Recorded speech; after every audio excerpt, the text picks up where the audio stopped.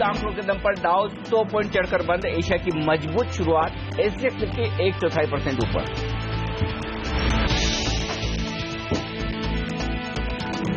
कच्चे तेल में 4% की भारी गिरावट। सऊदी अरब ने प्रोडक्शन फ्रीज करने से किया इंकार, कहा पहले ईरान और दूसरे देश प्रोडक्शन नहीं बढ़ाने पर हो राजी। तस्वीर वाली चेतावनी को लेकर ITC समेत सभी सिगरेट कंपनियों ने प्रोडक्शन किया बंद। रोजाना 350 करोड़ रुपए नुकसान का दावा। HCLTech ने ज्योमेट्रिक को $20 करोड़ में खरीदा। शेयर स्वैप के जरिए हुई डील। ज्योमेट्रिक के 43 शेयरों के बदले मिलेंगे HCLTech के 10 शेयर। आज होगी ई-कॉमर्स कंपनी इन्फीबीम की लिस्टिंग। मुश्किल से भर पाया था IPO। इश्यू प्राइस ऊपरी बैंड 432 रुपए पर। पश्चिम बंगाल और असम में पहले चरण की वोटिंग शुरू। बंगाल में TMC लेफ्ट BJP के बीच तिकोना मुकाबला।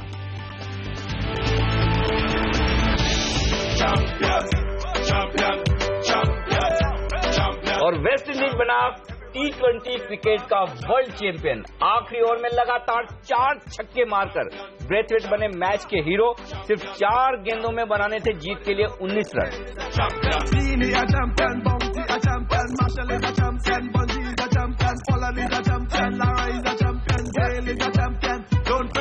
सेलिब्रेशन हो तो वेस्ट इंडीज के खिलाड़ियों जैसा। और क्या शानदार जीत T20 कप में हासिल की। भले ही सेमीफाइनल में हम वेस्ट इंडीज से हारे हो, लेकिन दिल उनके साथ जाता है क्योंकि बेहद रोमांचक तरीके से आखिरी ओवर में 4 छक्के मारना है हेमंत। और वेस्ट इंडीज के लिए देखिए ये पूरा साल जूनियर विश्व कप उन्होंने जीता, महिलाओं का विश्व कप उन्होंने जीता, और फिर ये विश्व कप भी ट्रू सेंस में हीरो साबित हुए हैं। बिल्कुल, ढेर सारी बधाइयां। और मैं सबसे बेहतरीन बात जो पसंद करता हूं उनमें, उनके सेलिब्रेशंस अमेजिंग। बिल्कुल। चलिए, ये तो हुई मैच की बात, लेकिन अगर आप भारतीय बाजारों पर नजर डालें और SGX निफ्टी पर नजर डालें तो हफ्ते की जो शुरुआत है वो थोड़ी पॉजिटिव नोट पर होगी। इस तरह के संकेत मिल गए और शुक्रवार को भी हमने देखा था निचले स्तरों से थोड़ी रिकवरी देखने को मिली थी। यूएस में हमने जरूर देखा एक अच्छा सेशन बना, 100 पॉइंट ऊपर जाकर डाउ ने समाप्ति दी। और यूरोपीय बाजारों में भी हमने देखा निचले स्तरों से रिकवरी देखने को मिली। हालांकि लाल निशान में वो बाजार बंद हुए थे। हांगकांग के बाजार आज बंद हैं, ताइवान के बाजार बंद हैं, लेकिन बाकी एशियाई बाजार जो खुले हुए हैं वहां से पॉजिटिव संकेत ही इस समय देखने को मिल रहे हैं। और अब हमारे साथ हमारे एक्सपर्ट्स का पैनल भी जुड़ेगा।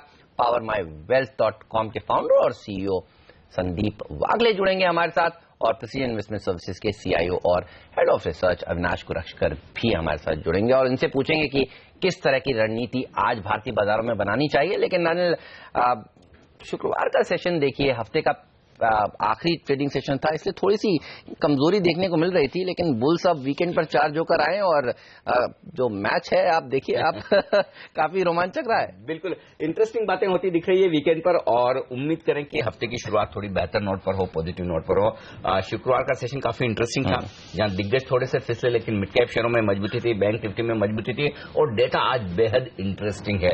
सीरीज के पहले दिन काफी इंटरेस्टिंग डेटा बने जो हम आगे चलते हुए डिस्कस करेंगे। लेकिन जहां तक आज की रणनीति का सवाल है, आज और कल पॉलिसी तक बाजार में बेहद इंटरेस्टिंग एक्शन रहने वाला है। अगर आप सिर्फ एक तरफा डायरेक्शन लेकर बाजार में ट्रेड करना चाहते हैं तो अब से लेकर पॉलिसी तक अब भी गिरावट में खरीदारी, यानी कि जो कहते हैं ना बाय ऑन डिप्स, वही बाजार है। लेकिन फिर भी आज से लेकर कल तक अब यहां से उतार चढ़ाव आपको बढ़ता हुआ नजर आएगा, क्योंकि बड़ी इवेंट और इस बड़ी इवेंट के पहले आप लगभग 900,000 पॉइंट की तेजी निचले स्तरों से निफ्टी में देख चुके हैं। तो काफी इन्वेस्टर्स ऐसे होंगे, काफी फंड्स ऐसे होंगे जो यहां प्रॉफिट बुकिंग करेंगे, और इसी वजह से उतार चढ़ाव होगा, जो मैं आगे डेटा में बताऊंगा। लेकिन जहां तक आज की रणनीति का सवाल है, निफ्टी और बैंक निफ्टी दोनों में ज्यादा मजबूत बैंक निफ्टी है। लेकिन जब अगर निफ्टी में आपको ट्रेड करना है, 7,650 आपका स्टॉप लॉस होना चाहिए, 7,775, 7,800 के लेवल ऊपर की तरफ, ये निफ्टी की खरीदारी की रणनीति है। अगर आपको शॉर्ट करना है तो इंतजार करें 7,800 के आसपास आने का निफ्टी को, और तब 25 पॉइंट का ऊपर स्टॉप लॉस लगा ले, और वहां पर एक शॉर्ट पोजीशन भी बना सकते हैं 7,700, 7,675 के लेवल के लिए। यानी कि 7,650 से 7,800, 150 पॉइंट की ये ट्रेडिंग रेंज है। इस ट्रेडिंग रेंज के जिस तरफ बाजार पहले जाने की कोशिश करे, उसके विपरीत एक कॉन्ट्रा कॉल लेकर ट्रेड करेंगे तो मुनाफा होने की संभावना ज्यादा है। अब निफ्टी के मुकाबले में बैंक निफ्टी ज्यादा मजबूत दिख रहा है। जब तक बैंक निफ्टी 16,000 का लेवल ना तोड़े, घबराने की जरूरत नहीं है। 16,300 16,500 ये रेंज है जहां तक बैंक निफ्टी जाने की कोशिश कर सकता है। शुक्रवार को हमने आपको कहा था बैंक निफ्टी ज्यादा मजबूत रहेगा, mid cap small cap share ज्यादा अच्छा प्रदर्शन करेंगे। आज भी वही रहा है, ये दोनों ही जगह ज्यादा मजबूत दिखेगी। लेकिन इसके अलावा two wheeler auto stocks, aviation, oil marketing कंपनियां, बैंक्स, ये सब पॉजिटिव रह सकते हैं। थोड़ा बहुत सेंटीमेंट के लिहाज से ऑयल एंड गैस शेयरों पर दबाव हो सकता है, जिस तरह से क्रूड तेजी से गिरा है। तो ओवरऑल दोनों तरफ के ट्रेड के लिए तैयार हो जाइए आज के सेशन में, और आज और कल दोनों ही सेशन में रहा। चलिए, तो एक इंटरेस्टिंग सेशन भारतीय बाजारों में आज के सत्र में देखने को मिल सकता है। जिस तरह से हमने देखा था शुक्रवार को करीब 47 पॉइंट की रिकवरी निफ्टी में देखने को मिलती है और 150 पॉइंट की बैंक निफ्टी में। तो बैंक निफ्टी अच्छा प्रदर्शन दिखा रहा था साफ तौर पर। संदीप से पूछते हैं आज वो कैसे भारतीय बाजारों को ट्रेड करना चाहेंगे। हाय संदीप, गुड मॉर्निंग। बताइए क्या लग रहा है, बाय ऑन डिप्स का ही मार्केट है अभी भी? Good morning Hemant ji. I think Friday को भी हमने 7700 निफ्टी की बात की थी, बाइंग की, और मैं आज भी बाइंग की बात करूंगा। 7720 7730 हल्का सा 20-30 पॉइंट का इंट्राडे करेक्शन मिल जाता है तो हमको बाइंग करना चाहिए। मुझे लगता है 7800 7850 तक निफ्टी जा सकता है। और बैंक निफ्टी की अगर बात करें तो 16,200 से 16,500 ये रेंज होगा। ओके, चलिए, तो इस रेंज के ऊपर नजर रखिए। संदीप शुक्रवार को भी कह रहे थे कि खरीदारी करनी चाहिए, अभी भी वो स्टांस उनका बरकरार है। लेकिन अनिल, एफआईएस की तरफ से देखिए थोड़ी सी एक्टिविटी धीरी होती हुई दिखी। अच्छी बात है कि खरीदारी का ही फिगर है 214 करोड़ रुपए का, लेकिन डीआईएस देखिए उससे ज्यादा बेचकर जाते हैं। 540 करोड़ रुपए की बिकवाली कैश मार्केट में होती हुई दिखी। एफएनओ में किस तरह के संकेत हैं? देखिए, दो संकेत सबसे खास तौर से एफआईएस की तरफ से दिख रहे हैं। पहली बात तो एक खरीदारी कम होती हुई दिखी सीरीज की शुरुआत में, जैसा आपने कहा, और डोमेस्टिक फंड्स बेच ही रहे हैं। लेकिन सबसे इंटरेस्टिंग बात जो मुझे एफआईएस के डेटा में दिख रही वो है इंडेक्स फ्यूचर्स में 387 करोड़ की बिकवाली। अब इंटरेस्टिंग क्या है, सीरीज के पहले दिन अगर इंडेक्स फ्यूचर्स में ओपन इंटरेस्ट कम हो तो ये बड़ी इंटरेस्टिंग बात है। जनरली सीरीज के पहले दिन आप ओपन इंटरेस्ट अच्छा खासा बढ़ते हुए देखते हैं। इसका मतलब क्या है? इसका मतलब साफ है, डेटा ये बताने कि एफआईएस ने निफ्टी में बिकवाली की है, बैंक निफ्टी में थोड़ी खरीदारी की है, यानी कि निफ्टी में वो प्रॉफिट बुकिंग कर रहे हैं। ये एक इंटरेस्टिंग रुझान है, यानी कि यहां से शायद उन्हें एफआईएस को बहुत बड़ी अपसाइड नहीं दिख रही है। कम से कम ये संकेत पहले दिन सीरीज से मिल रहा है। दूसरा, 442 करोड़ के उन्होंने स्टॉक फ्यूचर्स बेचे हैं। तो अब नेट आप स्टॉक्स में देखिए 200 करोड़ की बिकवाली है, क्योंकि कैश की खरीदारी, स्टॉक फ्यूचर्स की बिकवाली दोनों मिलाकर देखें तो अगर आज बाजार को ऊपरी लेवल से फिसलना है तो उसका एक ही सबसे बड़ा रीजन होगा, वो ये एफआई के डेटा है। क्योंकि ग्लोबल संकेत आपके लिए अच्छे हैं, लेकिन उसके बावजूद इन डेटा के दम पर ऊपर टिके रहने में मुश्किल होगी। तो आप अगर बहुत मजबूत खुल गए, जैसा कि एसएक्स निफ्टी दिख रहा है, उसके बाद 10-15 पॉइंट और बढ़ गए, तो फिर ऊपर टिकने में मुश्किल होगा। 7,750 7,775 किसी भी लेवल से आप बाजार को थोड़ी प्रॉफिट बुकिंग आते हुए देख सकते हैं।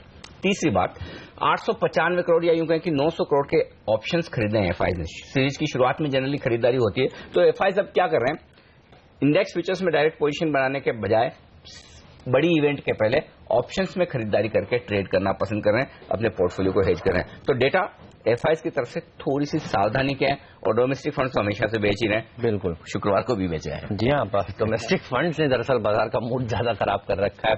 लेकिन लगता है कल अगर गवर्नर साहब की तरफ से एक सरप्राइज रेट कट है, 50 बेसिस पॉइंट आ जाए तो फिर शायद इनका मूड भी सुधर सकता है। लेकिन आज कौन सा एक स्टॉक है जिसको आज आपको ट्रेड करने से होगा फायदा? चलिए जानते हैं संदीप से ही। संदीप, बताइए आपका टॉपिक क्या है आज के लिए? हेमंत, मैं कैन बैंक में बाय रिकमेंड करूंगा। मैंने फ्राइडे को भी ये स्टॉक रिकमेंड किया था, और आज इवेंट है तो I would want to play for that event. मुझे लगता है कैन बैंक ने ब्रेकआउट दिया है, वॉल्यूम्स के साथ अवरली चार्ट्स में वॉल्यूम दिख रहे हैं, मोमेंटम इंडिकेटर्स पॉजिटिव है, तो मैं कैन बैंक में बाय रिकमेंड करूंगा। Stop loss of 195, target of 207। 207 के टारगेट के साथ कैनरा बैंक को आप खरीद सकते हैं। बैंकिंग शेयरों पर आपकी नजर होनी चाहिए, उसमें पीएसयू बैंक्स में कैनरा बैंक सबसे ज्यादा पसंद है संदीप को। आगे भी संदीप से जानेंगे कि बाकी के कौन से पिक्स हैं जो जिनमें आज आपको ट्रेड करके हो सकता है फायदा। लेकिन एफएनओ से किस तरह के संकेत मिल रहे हैं? सीरीज का शुरुआत है, 7,800 का स्तर छू जाएगा कल अगर 50 बेसिस पॉइंट आएगा, इस तरह की कुछ बन रहा है माहौल क्या? वैसे 7,800 से बहुत दूर नहीं है, और अगर फर्ज करें हेमंत कि आज हम 7,750 के ऊपर क्लोजिंग दे दें तो फिर कल पूरी संभावना बनती है कि 0.5% का कट दिखते ही 7,800 के पार निकलते हुए आपको बाजार दिखे। लेकिन वहां पर आपको सेलिंग प्रेशर आता हो सकता है, सेल ऑन न्यूज हो सकता है, क्योंकि आप अच्छी तेजी बना चुके हैं और खासतौर से बैंक निफ्टी बेहद मजबूत दिख रहा है। तो मेरे लिए चैलेंज है कि बैंक निफ्टी 16,500 16,600 के पार टिक पाता है क्या? अगर वहां नहीं होता तो कल के लिए संकेत फिर मैं बैंक निफ्टी से लूंगा। अगर पहला संकेत कमजोरी का बैंक निफ्टी में आया प्रॉफिट बुक करके निकल जाऊंगा और फिर इंतजार करूंगा कि डिप्स कहां मिलती है। जहां तक वायदा कारोबार के आंकड़ों का सवाल है, सीरीज के पहले दिन बेहद इंटरेस्टिंग आंकड़े बने। स्टॉक फ्यूचर्स में देखिए 8 करोड़ 80 लाख शेयर नए जुड़े हैं और इंटरेस्टिंग बात है कि एफआईएस की तरफ से वहां पर थोड़ी शॉर्ट पोजीशन बनी है, ट्रेडर्स ने तेजी की पोजीशन बनाई है। बैंक निफ्टी में 80,000 शेयर जुड़े हैं। बैंक निफ्टी 1/4% ऊपर जाकर बंद हुआ था। जो हम कह रहे हैं कि बैंक निफ्टी ज्यादा मजबूत दिख रहा है निफ्टी के मुकाबले में, वो डेटा में साफ है। और निफ्टी में 3 लाख शेयर कम होते हुए दिखे हैं। प्रीमियम जैसा कि उम्मीद थी थोड़ी घटनी थी, 36 पॉइंट के आसपास आ गई है। पुटकॉल रेशियो बहुत कंफर्टेबल लेवल पर है 0.84 पर। तो अच्छी बात है कि इस सीरीज की शुरुआत हम बहुत ज्यादा लेवल पर नहीं कर रहे हैं। 0.84 का पुटकॉल रेशियो बहुत अच्छा कहा जा सकता है। अब जो एक्शन वाला लेवल है वो 7,800 का ही है। सीरीज के पहले दिन सबसे ज्यादा एक्शन उसी स्ट्राइक प्राइस पर हुआ है। 7,800 के कॉल में 10 लाख शेयर जुड़े हैं। इसका मतलब साफ है कि मंदी करने वाले ट्रेडर्स जो कॉल्स बेचते हैं वो ये मानकर चलते हैं कि 7,800 को हम इतना आसानी से आपको पार नहीं होने देंगे।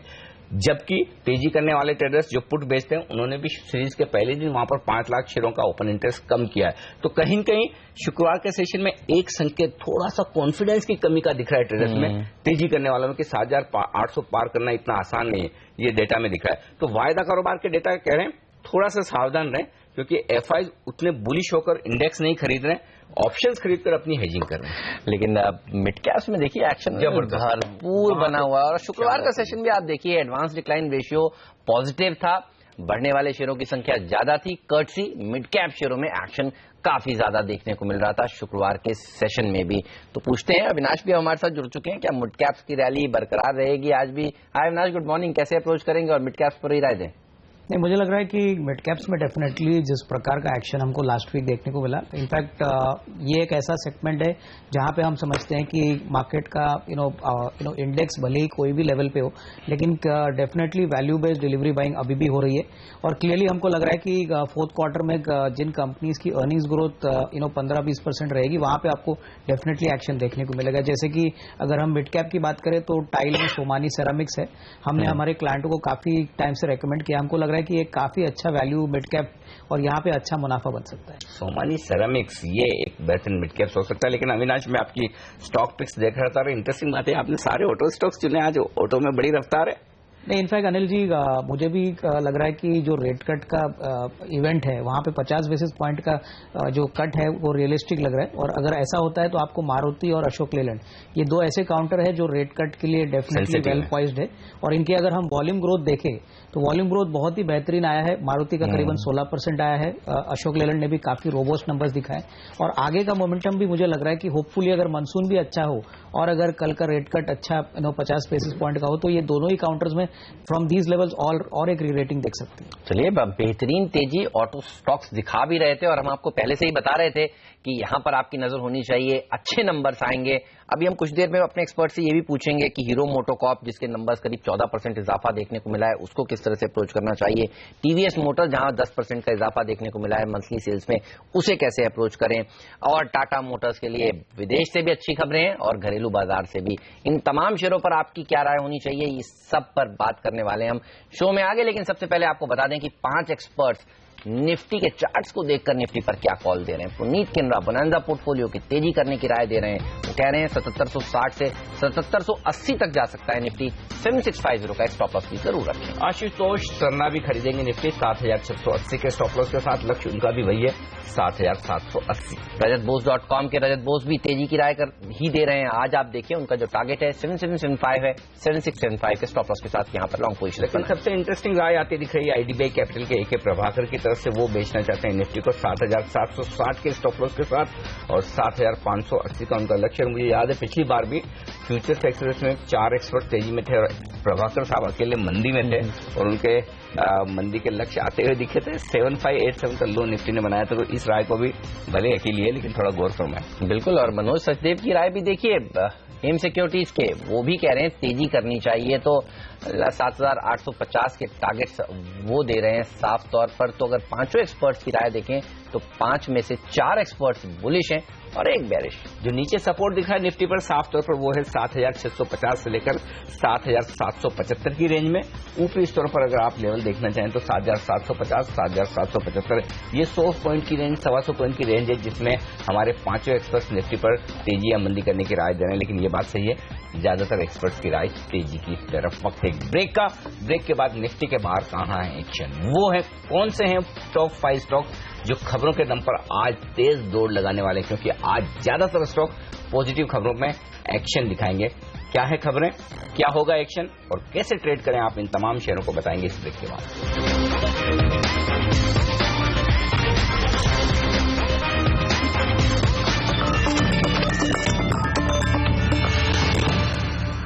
स्वागत है आप सभी का CNBC आवाज पर। आप देख रहे हैं मार्केट काउंटडाउन। वक्त हो गया अब ये जानने का कि कौन से वो टॉप 5 स्टॉक्स हैं जहां आज आपकी नजर जरूर होनी चाहिए।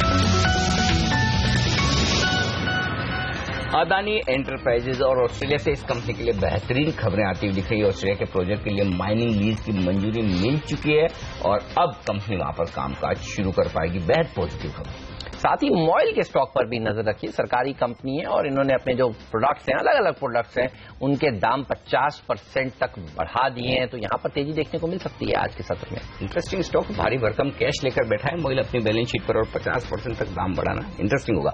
MBL इंफ्रा, यहां पर इन्हें ऑर्डर्स मिले हैं 2100 करोड़ के रोड प्रोजेक्ट्स के लिए और लगभग 100 किलोमीटर की लंबी सड़क बनाने के लिए इन्हें ये ऑर्डर मिले हैं। साथ ही नजर रखिए गोदरेज कंज्यूमर के स्टॉक पर भी, और ये शेयर देखिए नंबर्स तो अच्छे देता ही है हर क्वार्टर, साथ ही एक्विजिशंस की भी उसने झड़ी लगा रखी है। अमेरिका में अब एक और कंपनी है जिसका इन्होंने एक्विजिशन किया, उस कंपनी का बड़ा कारोबार अफ्रीका मिडिल ईस्ट में है। तो एक्विजिशन के दम पर इस स्टॉक में हम जनरली देखते हैं तेजी होती हुई। आज भी एक अच्छा सेशन यहां पर देखने को मिल सकता है। जिस तरह से तमाम बैंकिंग शेयर पिटे हैं, LIC मौका ढूंढ रही इन कंपनियों में खरीदारी करने का मार्केट से या फिर प्रेफरेंशियल अलॉटमेंट के जरिए। और आज नंबर है OBC का सुर्खियों में। LIC ने यहां पर कंपनी में अपनी हिस्सेदारी लगभग दुगुनी की है, 7.25% से बढ़ाकर 14.5% कर दिए। तो OBC के स्टॉक पर रखिए नजर।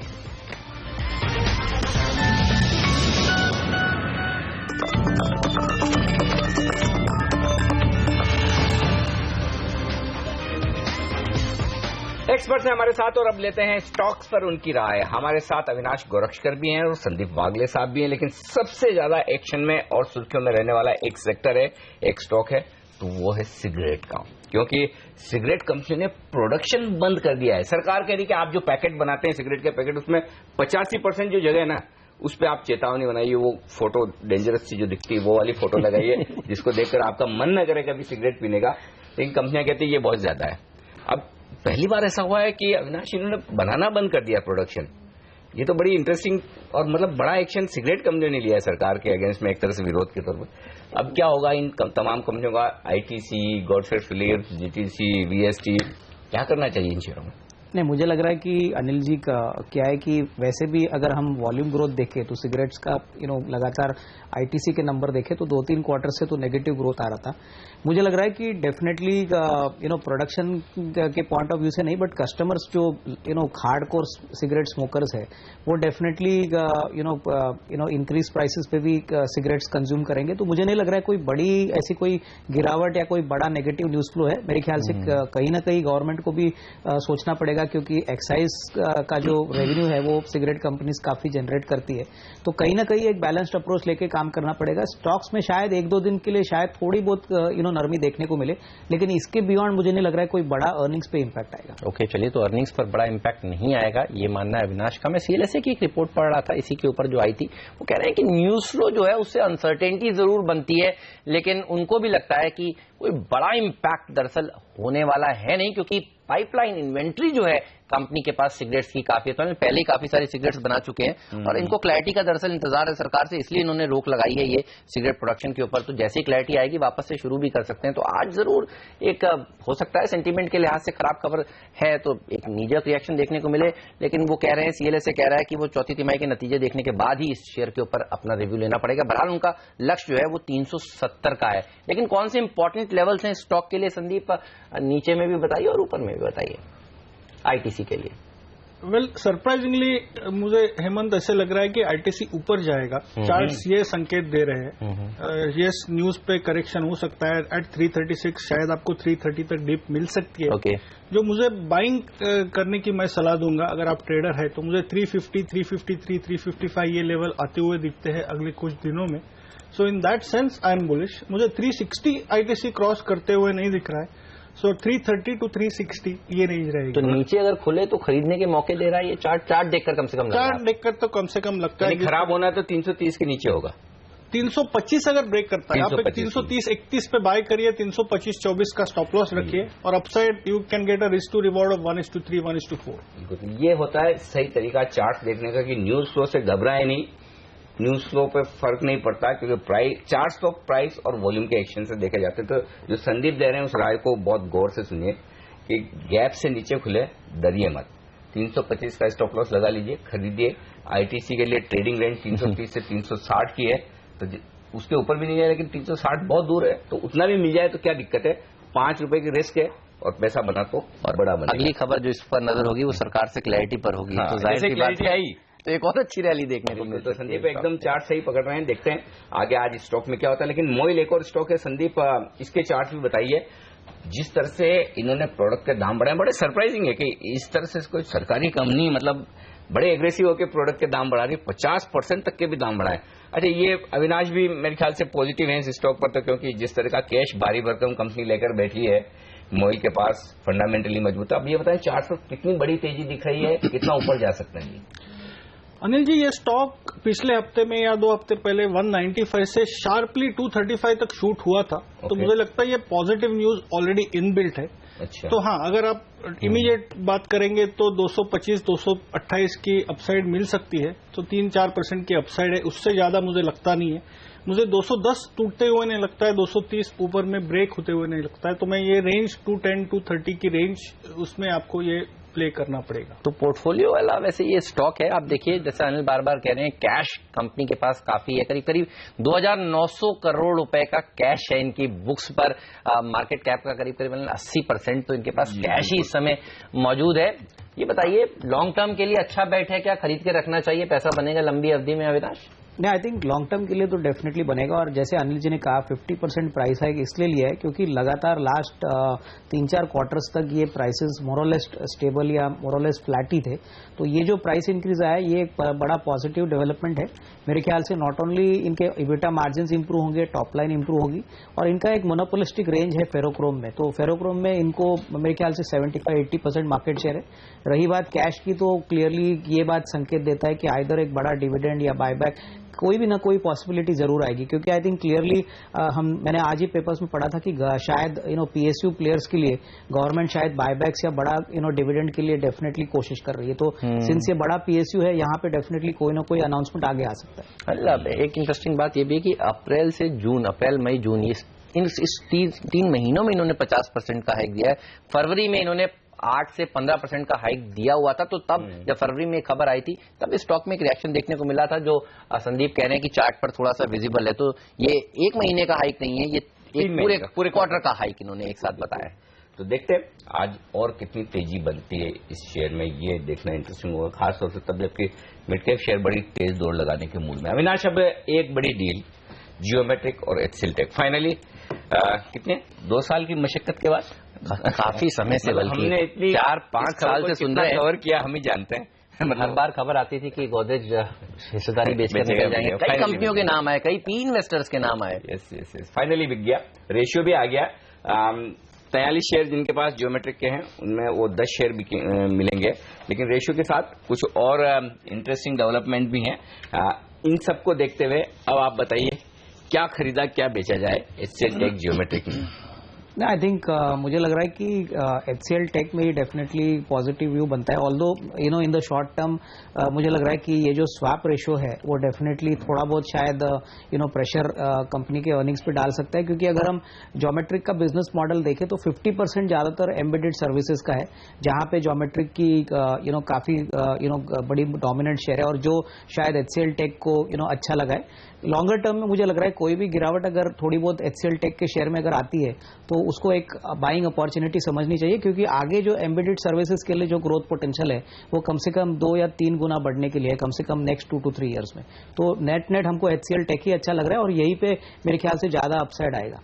ओके, चलिए, तो HCL टेक पर ज्यादा बुलिश हैं अविनाश। ज्योमेट्रिक और HCL टेक चार्ट्स के लिहाज से कैसे लग रहे हैं ये भी आपको बताएंगे। आपको थोड़ा सा इंतजार करना होगा, एक हार्ट ब्रेक लेकर अभी लौट कर आते हैं। आप बने रहिए CNBC आवाज के साथ।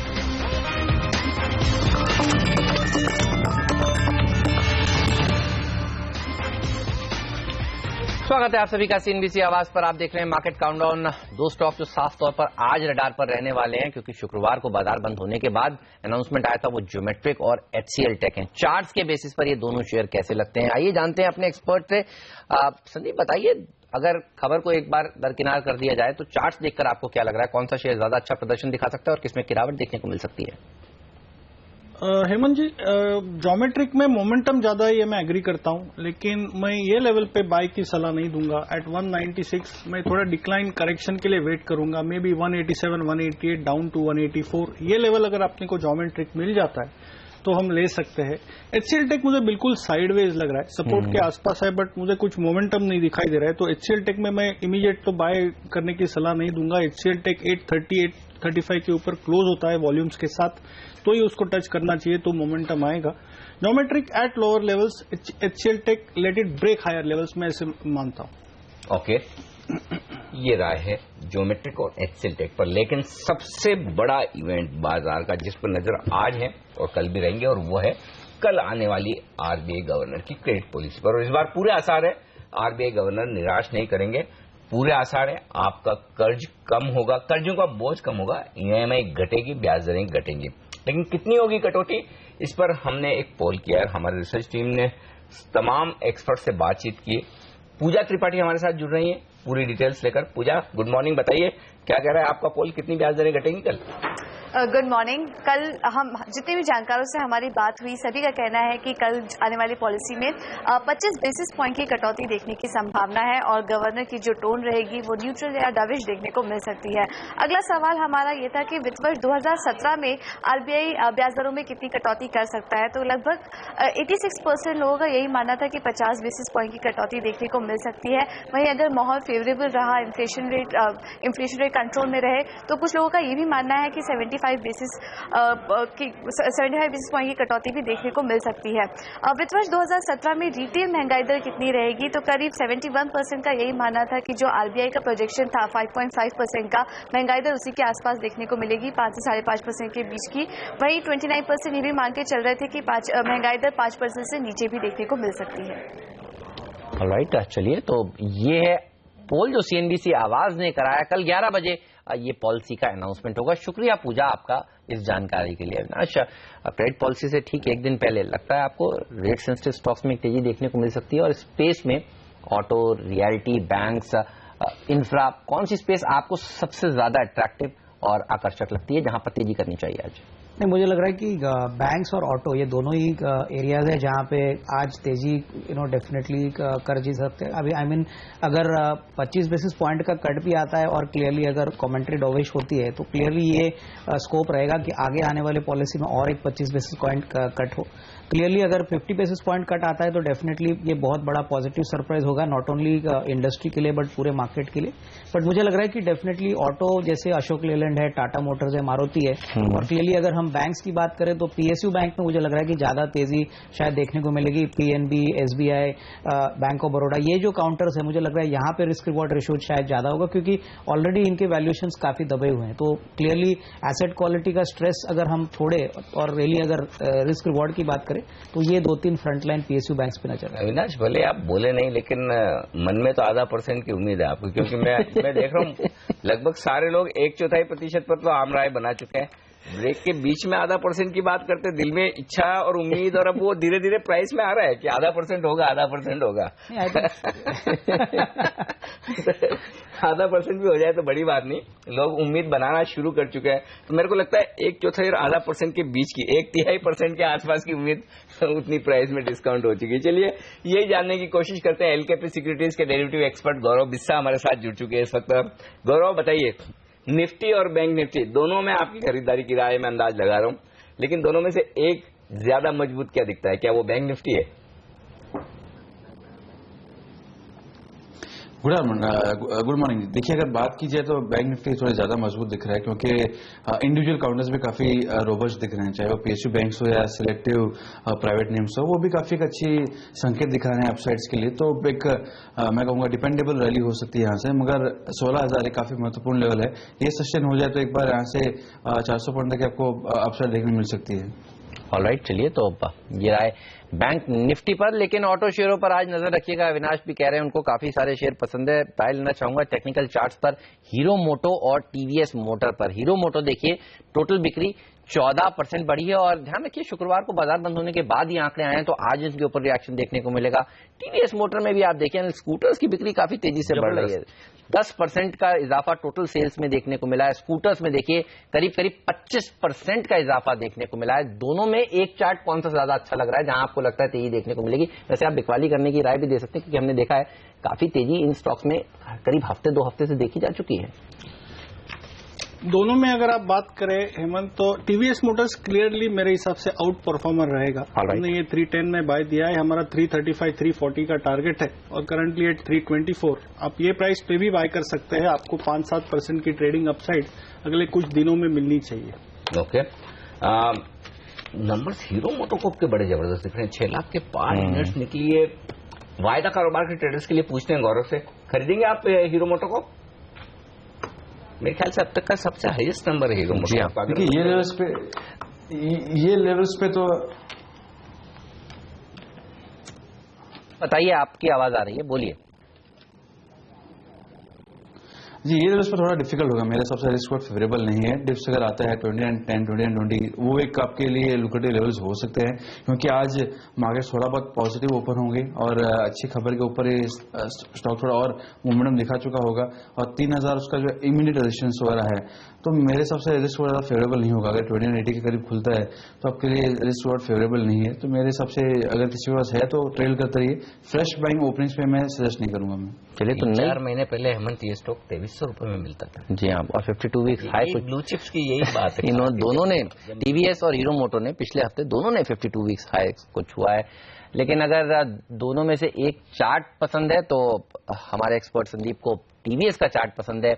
हीरो मोटो में देखना होगा आज किस तरह की तेजी देखने को मिलेगी। लेकिन 6 लाख जो कह रहे हैं 6 लाख यूनिट से ऊपर की बिक्री इन्होंने करी है, ये एक बड़ी पॉजिटिव बात है। लेकिन अगर आप घरेलू आंकड़े देखें टाटा मोटर के, तो एक मिक्स सेट ऑफ नंबर्स आए हैं यहाँ पर।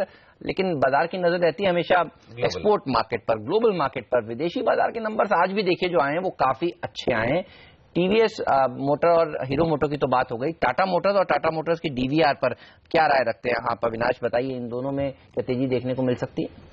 I think definitely global numbers लगातार टाटा मोटर्स के काफी अच्छे आ रहे हैं, और मुझे लग रहा है कि टाटा मोटर्स DVR अभी भी रिस्क रिवॉर्ड काफी फेवरेबल है अगर हम फ्रंट लाइन से कंपेयर करें।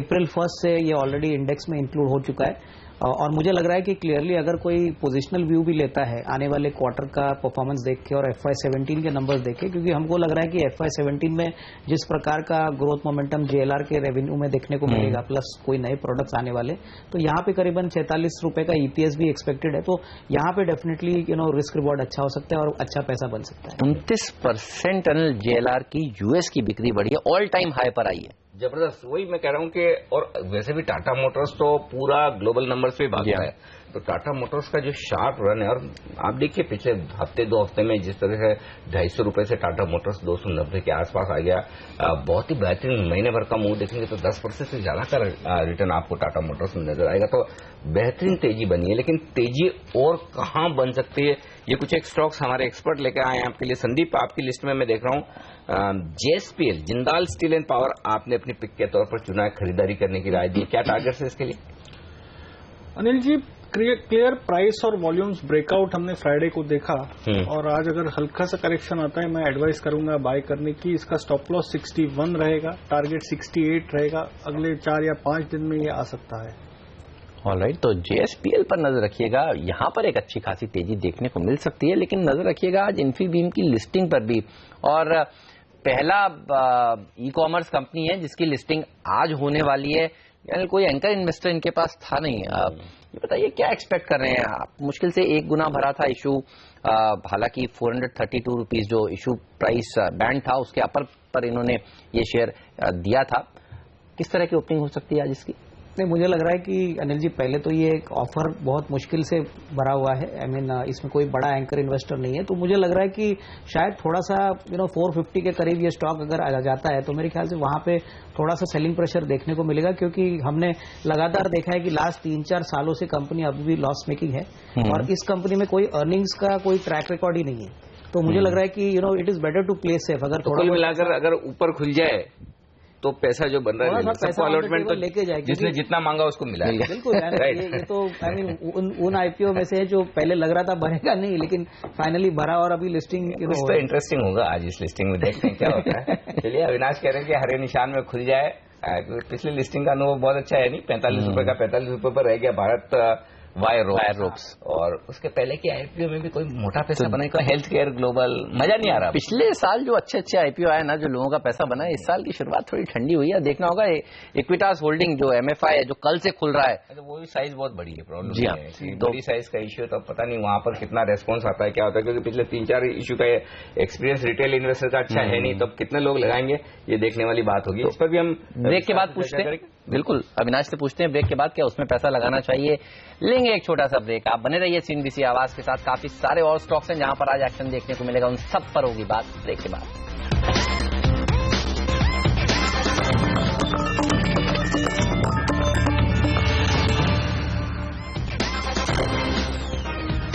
हमारे तीनों एक्सपर्ट्स हमारे साथ दे रहे हैं आज आपको दमदार ट्रेडिंग स्ट्रेटेजीज। यहाँ अविनाश गोरक्षकर, संदीप वागले और गौरव बिसा। अच्छा, गौरव ने बोला दोनों ही खरीदेंगे, निफ्टी भी और बैंक निफ्टी भी। अब गौरव की लिस्ट में मैं देख रहा हूँ स्टॉक्स में जहां खरीदारी करने की राय है, पहले उस पर एक राय ले लूं। अंबुजा सीमेंट, गौरव फिर से खरीदने की राय आ गई है, इस पर क्या कुछ बड़ा एक्शन दिख रहा है?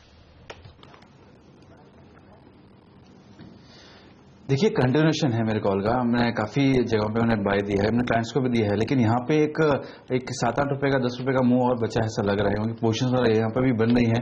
तो थोड़ा बहुत कंसोलिडेशन को 1-2 दिन दिखा, उसमें थोड़ी बहुत लॉन्ग्स बनते हुए देखे गए हैं।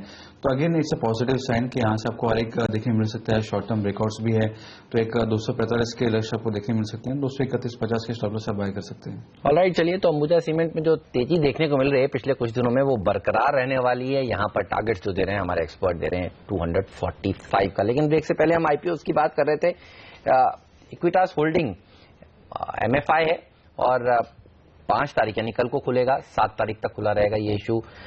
109 से 110 रुपए के आसपास का इशू प्राइस है। ये बताइए क्या यहाँ पर पैसा लगाना चाहिए? ये सेक्टर कैसा लगता है और इसके ऊपर क्या राय है आपकी? नहीं, इनफैक्ट हेमंत, अगर हम पूरे एमएफआई सेक्टर की बात करें तो इक्विटास टॉप 5 एमएफआई में आता है और इनका बिजनेस मॉडल काफी वेल डाइवर्सिफाइड है। एमएफआई के अलावा ये सीवी फाइनेंसिंग करते हैं, इनकी हाउसिंग फाइनेंस में भी एक्सपोजर है। और अगर हम पोस्ट मनी का वैल्यूएशन देखें तो करीबन 1.1 का प्राइस टू बुक इनका आता है। तो मुझे लग रहा है अगर मीडियम टू लॉन्ग टर्म का व्यू ले तो मैं समझता हूँ कि एक प्रॉफिटेबल कंपनी है और इसमें डेफिनेटली जिस प्रकार का पैसा एसकेएस का बना है, मेरे ख्याल से अगर हम ओवरऑल आउटलुक देखें तो क्लियरली इसमें मीडियम टू लॉन्ग टर्म में पैसा बन सकता है। अगर हम इवन आईपीओ प्राइस की भी बात करें तो इतना ओवर स्ट्रेच नहीं लग रहा है अगर हम इसको एसकेएस के वैल्यूएशन से कंपेयर करें। ऑफकोर्स एसकेएस इससे काफी बड़ा है और इसकी ज्योग्राफिकल रीच और कस्टमर्स भी काफी बड़े हैं, लेकिन अगर टॉप 5 की बात करें तो इक्विटास डेफिनेटली अच्छी ग्रोथ आगे भी रिकॉर्ड करेगा। तो मेरे ख्याल से definitely medium to long term investors को इस आईपीओ को डेफिनेटली सब्सक्राइब करना चाहिए। मैं तो यही सोच रहा था संदीप के एसकेएस के चार्ट्स देखकर आप बताएं, जब तक ये आईपीओ खुले 3 दिन और अभी रहेगा करेगा एक्शन, तब तक उसके पहले क्या एसकेएस 2-4-5% का मुंह दे सकता है कि वहां खरीदारी कर ली जाए? और चोलामंडलम भी एक इसका पीयर है। चार्ट्स तो पॉजिटिव है। फ्राइडे को हल्की सी साइडवेज मूव देखने को मिली, बट मेरा इसमें लगभग 570 का व्यू है, 546 का बंद है। तो अगले कुछ हफ्तों की बात करें तो 565-570 तक ये स्टॉक जा सकता है। चलिए तो इस शेयर पर नजर रखिएगा। चोलामंडलम एक और ऐसा स्टॉक है, उसके चार्ट कैसे लगते हैं? हालांकि इलिक्विड सा है, ज्यादा वॉल्यूम उसमें होता नहीं है, लेकिन एसकेएस ज्यादा लिक्विड है। ये दोनों स्टॉक्स हैं जो इसके पीयर ग्रुप में आते हैं। और मैं देख रहा था प्राइस टू बुक पे आप देखिए, चोलामंडलम 3.3 टाइम्स पे अवेलेबल है, एसकेएस माइक्रो 3.8 टाइम्स पे अवेलेबल है और इक्विटास जैसा कि हमारे एक्सपर्ट भी कह रहे थे अविनाश, सस्ता है, 1.7 टाइम्स पर ही अवेलेबल है। चोलामंडलम के चार्ट्स कैसे लगते हैं? हेमंत पॉजिटिव लगते हैं। 732 के लेवल पे मैं ये रिकमेंड नहीं करूंगा। 720 715 हल्की सी करेक्शन मिल जाए तो वो लेवल ठीक रहेगा। मुझे ये स्टॉक 700 के नीचे जाते हुए नहीं लग रहा है। और अपसाइड टारगेट्स की बात करें तो 760 765 अगले कुछ हफ्तों में आना चाहिए।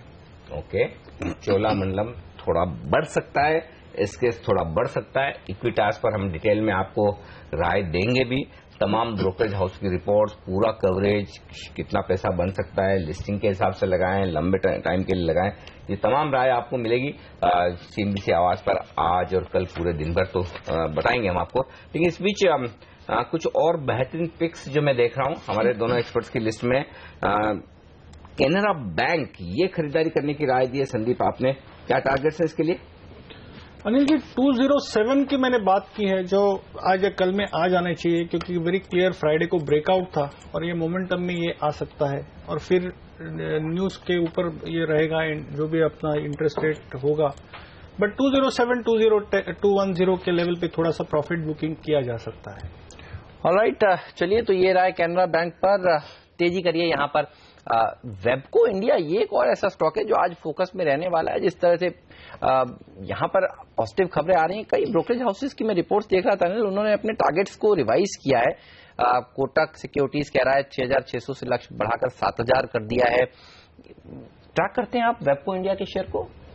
इनफैक्ट ये एयरबैग्स में एक यूनिक प्लेयर है और मुझे लग रहा है कि हेमंत, अगर हम इस कंपनी का परफॉर्मेंस लास्ट 2-3 क्वार्टर से देखें तो लगातार काफी अच्छे नंबर्स आ गए। मेरे ख्याल से जिस प्रकार से रेगुलेटरी नॉर्म्स पैसेंजर कार के लिए, कमर्शियल व्हीकल्स के लिए आ रहे हैं, ये एक मात्र प्लेयर है जहां पे इनकी काफी बड़ी मोनोपोली है। तो मुझे लग रहा है कि क्लियरली भले ही शेयर थोड़ा सा एक्सपेंसिव है on face value, but clearly अगर आगे का अगर कम से कम 12 से 18 महीने का व्यू ले तो ऑर्डर बुक इनके पास काफी अच्छी है, टॉप लाइन विजिबिलिटी अच्छी है। तो मेरे ख्याल से डेफिनेटली इसको खरीदा जा सकता है अगर एक पोर्टफोलियो के पॉइंट ऑफ व्यू से ले तो। Webco India, WABCO, Webco India की हम बात कर रहे हैं। यहाँ पर पेरेंट कंपनी ने जो रॉयल्टी है वो बढ़ा दी है और भारत से बड़ा सेल्स होती है यहाँ पर वेबको। जी हाँ, ये वो स्टॉक है, बड़ा टिकट साइज का शेयर है, 6,195 रुपए का भाव है इसका। तो ये स्टॉक आज एक्शन में रहने वाला है। वॉल्यूम कम होता है लेकिन बड़े ब्रोकरेज बुलिश हैं। लेकिन हमारे एक्सपर्ट कुछ स्टॉक्स पर बेरिश भी हैं, शॉर्ट करने की भी राय दे रहे हैं। उनमें पहला स्टॉक है डिवीज का, जहां पर गौरव बिस्सा कह रहे हैं कि बिकवाली कीजिए, मंदी की पोजीशन बनाई है। गौरव, बताइए क्यों बेचना चाहते हैं डिवीज और क्या टारगेट्स हैं? देखिए, डिवीज जो है एक रेंज में अटक चुका है। ऊपरी लेवल्स पे 1020, 1030 स्पॉट लेवल्स में काफी एक अच्छा महत्वपूर्ण रेजिस्टेंस उभरते हुए आ रहे हैं और निचले स्तरों पे 960 के करीब के एक अच्छे सपोर्ट्स वगैरह भी है। तो चूंकि ये ऊपरी स्तरों पे है, लेवल्स के ऊपरी स्तरों पे वगैरह पे है रेंज के, तो मैं सलाह दूंगा। इसमें ज्यादा लॉन्ग्स भी नहीं बने हैं, थोड़ी बहुत शॉर्ट करने के सिलसिले में ऊपर जा चुका है, अग्रेसिव लॉन्ग्स नहीं दिख रहे हैं। तो 1035 के स्टॉप लॉस से आप इसको सेल कर सकते हैं। इसमें जो टारगेट होगा वो 960 से 960 का होगा। अगर ये सस्टेन करता है 1030, 1040, तब मैं अपना व्यू बदल के इसमें लॉन्ग की पोजीशन करूंगा। लेकिन जब तक ये नहीं होता है, इसमें प्रीएम्प्ट करना बहुत रिस्की हो सकता है। ये सेल जब तक 1040 नहीं सस्टेन करता है, it's a sell on rise candidate. Okay, it's a sell on rise candidate. Divi's lab खबरों में था ये स्टॉक और यहाँ पर प्रेशर आगे भी रह सकता है। देखना होगा अब ये 4 डिजिट से 3 डिजिट में आ जाता है या नहीं। लेकिन कच्चे तेल में जिस तरह से पिछले 2 ट्रेडिंग सेशंस में देखिए गिरावट देखने को मिली है, शुक्रवार को भी और बृहस्पतिवार को भी। जाहिर सी बात है, जब कच्चा तेल गिरता है तो हम क्रूड से रिलेटेड स्टॉक्स में एक फॉल देखते हैं, खासतौर पर केन इंडिया जैसे शेयरों में। ये बताइए संदीप, चार्ट देखकर क्या लग रहा है? एक बहुत अच्छी रैली स्टॉक ने दिखाई है नीचे से, क्या वो रैली थकती हुई दिख रही है आपको? मैं ONGC पे बेरिश हूं, लेकिन केन इंडिया पे इतना बेरिश नहीं हूं। करंटली एट 153, हाँ बिल्कुल 148, 147 आ सकता है, उससे नीचे मुझे नहीं लगता है। वो लेवल पे मैं बाइंग की सलाह दूंगा इनफैक्ट। लेकिन ONGC पे मुझे हल्का सा 3-4% का करेक्टिव मूव दिखता है।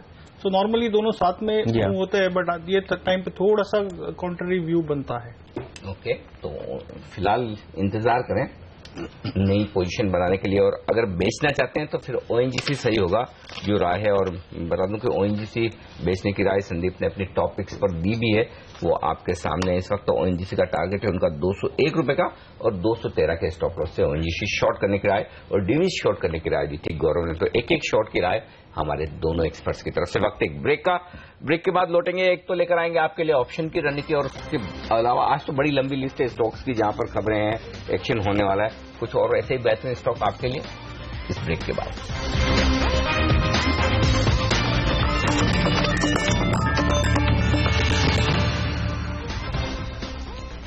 हमने कहा था आपको ब्रेक के बाद बताएंगे आपको ऑप्शंस की रणनीति और गौरव बिस्सा ने चुना है हिंडाल्को का ऑप्शन। पूछते हैं उन्हीं से, पुट या कॉल और क्या करें, खरीदें या बेचें, बताएं गौरव। देखिए सर, पोजीशंस कंसिस्टेंटली बन रहे हैं। मैंने पहले भी आपके चैनल से कहा था कि शॉर्ट्स अभी फिलहाल मेडल्स में लग नहीं रहे हैं। पॉसिबिलिटी है कि अगर डिप्स आते हैं तो वो उसमें फिर एक अच्छी बाइंग आपको इमर्ज होकर देखी जा सकती है और यही देखा गया है, चाहे वो टाटा स्टील था, चाहे हिंडाल्को था, वेदांता था या और कोई मेडल नेम्स थे। और 86 87 एक काफी महत्वपूर्ण लेवल है। अगर स्टॉक इसके ऊपर ट्रेड करता है तो पॉसिबिलिटी है कि करंट सीरीज में स्टॉक 95 को टेस्ट कर या इसको पार भी कर सकता है। तो वो लिहाज से एक सेफर स्ट्रेटेजी है, आप 95 स्ट्राइक का कॉल ऑप्शन ले सकते हैं। इसमें जो लक्ष्य होगा वो 5 पे होगा। एक छोटा सा आप इसमें 50 पैसे का स्टॉप लॉस लगा सकते हैं। देखिएगा एम्फेसिस के स्टॉक पर भी साफ तौर पर काफी समय से खबरें चल रही थी कि एक ओपन ऑफर आएगा एम्फेसिस के लिए। एम्फेसिस के लिए ओपन ऑफर आया है 5.5 करोड़ शेयरों के लिए 457 रुपीज 54 पैसे पर। तो मौजूदा भाव जो है उससे थोड़ा सा नीचे है, 468 का भाव है और आप देखिए 457 रुपीज 54 पैसे पर एम्फेसिस की तरफ से ऑफर ओपन ऑफर आता हुआ। मार्बल आई, मार्बल 1, मार्बल 2 और ब्लैकस्टोन, ये तीनों ने मिलकर एक ओपन ऑफर यहां पर दिया है। तो इस खबर के चलते तीनों कंपनियों के नाम ऐसा लग रहा है माइंस और मिनरल्स के फंड हो। मार्बल 1, मार्बल 2, ब्लैकस्टोन, हालांकि ये सारे के सारे प्राइवेट इक्विटी फंड है, इनका माइनिंग मिनरल से तो थोड़ा सा नीचे के भाव पर ओपन ऑफर आया है मौजूदा भाव से। हालांकि बाजार को काफी समय से इस खबर का इंतजार था। ये बताइए आप कैसे देख रहे हैं इस खबर को और इस स्टॉक में आज किस तरह का एक्शन देखने को मिल सकता है? शुक्रवार को करीब करीब दिन के निचले स्तर पर जाकर बंद हुआ था। नहीं, मुझे लग रहा है कि डेफिनेटली एक्सपेक्टेशन थी कि ओपन ऑफर डिस्काउंट पे आएगा, लेकिन आई थिंक अगर हम ओवरऑल परफॉर्मेंस एम्फेसिस का देखें तो मुझे लग रहा है कि हेमंत कोई बड़ी अपसाइड आएगी नहीं, क्योंकि I think obviously market price offer price से ऊपर है और क्लियरली एक जिस प्रकार का ओपन ऑफर आया है मुझे लग रहा है कि शायद इसमें आगे का जो रोड मैप है कंपनी का, ये मुझे नहीं लग रहा है कोई बड़ा उत्साहजनक है। तो आई वुड प्रेफर टू से ये थोड़ा सा नेगेटिव बायस से ही खुलेगा। ओके, थोड़ा नीचे खुलना चाहिए, इसमें कोई डाउट नहीं है और 2,500 करोड़ रुपए का ओपन ऑफर है, तो ये इस वक्त राय है। लेकिन एनआईटी एक और स्टॉक है जो आपने चुना है। संदीप, अपनी लिस्ट में खरीदारी करने के लिए आज से फटाफट इसके लेवल्स भी दे दीजिए हमें। हेमंत जी, अनिल जी सॉरी, फ्राइडे को हमने इसमें ब्रेकआउट दिया, मोमेंटम इंडिकेटर्स पॉजिटिव है, तो मैं 81 के स्टॉप लॉस से बाय करूंगा, लगभग 90 के टारगेट और 5 से 7 ट्रेडिंग सेशन में ये मूव आनी चाहिए। Play for that 7-10% upside. Okay, तो एनआईटी 81 रुपए का स्टॉप लॉस, 90 का लक्ष्य, बेहतरीन यहां से, यानी कि 90 मतलब कितना हो गया, 8-9% तो और चल सकता है। स्टॉक में जगह है ऊपर जाने की, खरीद कर चलें। संदीप की राय। संदीप, बहुत बहुत शुक्रिया हमारे लिए वक्त निकालने के लिए। आपसे विदा लेंगे क्योंकि ब्रेक के बाद हमारे साथ manasjaiswal.com के मानस जायसवाल जुड़ने वाले हैं। लेकिन ब्रेक के बाद बाजार का भरपूर एक्शन शुरू होने वाला है। सबसे ज्यादा एक्शन इंटरेस्टिंग होगा वो होगा रुपए में, क्योंकि लंबी छुट्टी के बाद रुपया खुल रहा है। हमने तो शुक्रवार को भी काम किया था, फ्राइडे को 1 तारीख को, लेकिन बैंक बंद थे तो करेंसी मार्केट बंद थे। तो आज बड़े लंबी छुट्टी के बाद रुपए की शुरुआत होगी। देखेंगे कैसी शुरुआत होती है, कैसी शुरुआत भारतीय बाजारों की होती है। एशियाई बाजार मजबूती के साथ ट्रेड कर रहे हैं, एसजीएक्स निफ्टी मजबूत है, तो देखते हैं हम भी उतनी मजबूती के साथ ट्रेड कर पाते हैं। कई सारी ब्रोकरेज रिपोर्ट्स आई हैं आज, जहां पर एक्शन होने वाला है वो आपको बताएंगे। लेकिन साथ ही आपका फेवरेट स्टॉक 2020 इस मैच का पूरा अपडेट इस ब्रेक के बाद।